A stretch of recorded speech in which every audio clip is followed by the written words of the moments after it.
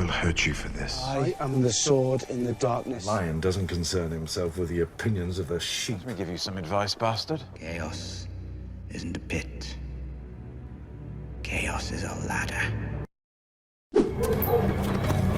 It is I, the younger brother, who studies history and philosophy. It is I who trains with the sword, who rides the largest dragon in the world. It is I who should be... I know what it is to toil for what others are freely given. I'm next in line to the throne. Should they come looking for me, I intend to be found. What is up, everybody? Jeremy Icenfire here, and welcome to the channel. The Battle of Rooks Rest goes on to be a major turning point during the Dance of the Dragons, and one that sets the tone for the remainder of the war going forward.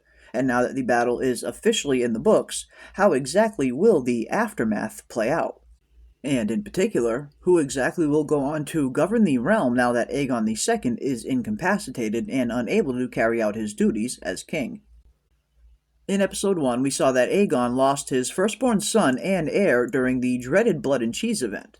And since his second son, Maelor, doesn't exist on the show, it seems like Aegon is indeed without a direct heir to succeed him. Which really only leaves one potential option to govern the realm in Aegon's absence. That of his brother, Aemond One-Eye.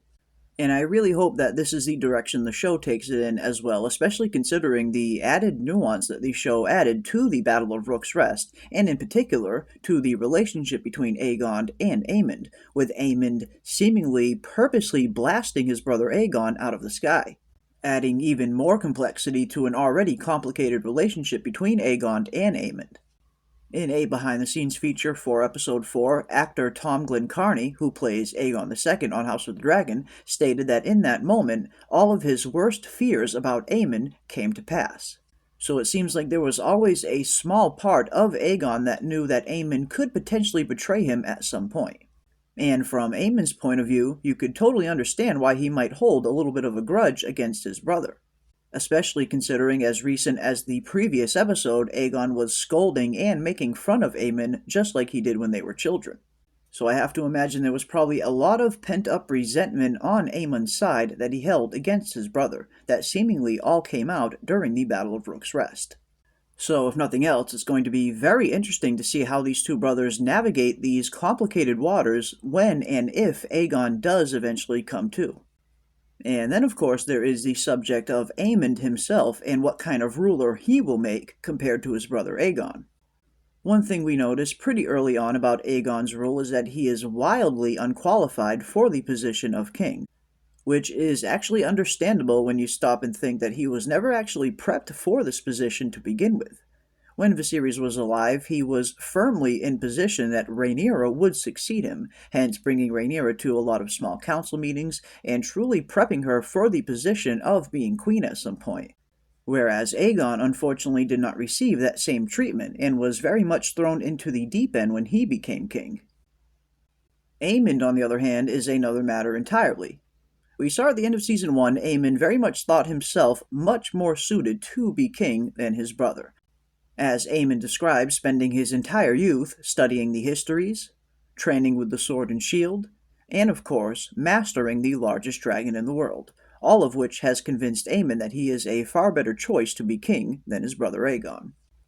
And now it looks like Aemond might just get his chance, as he is seemingly the only option remaining to succeed Aegon after the events of Rooks Rest. And this is certainly one aspect of Aemond's character I am really looking forward to seeing on screen.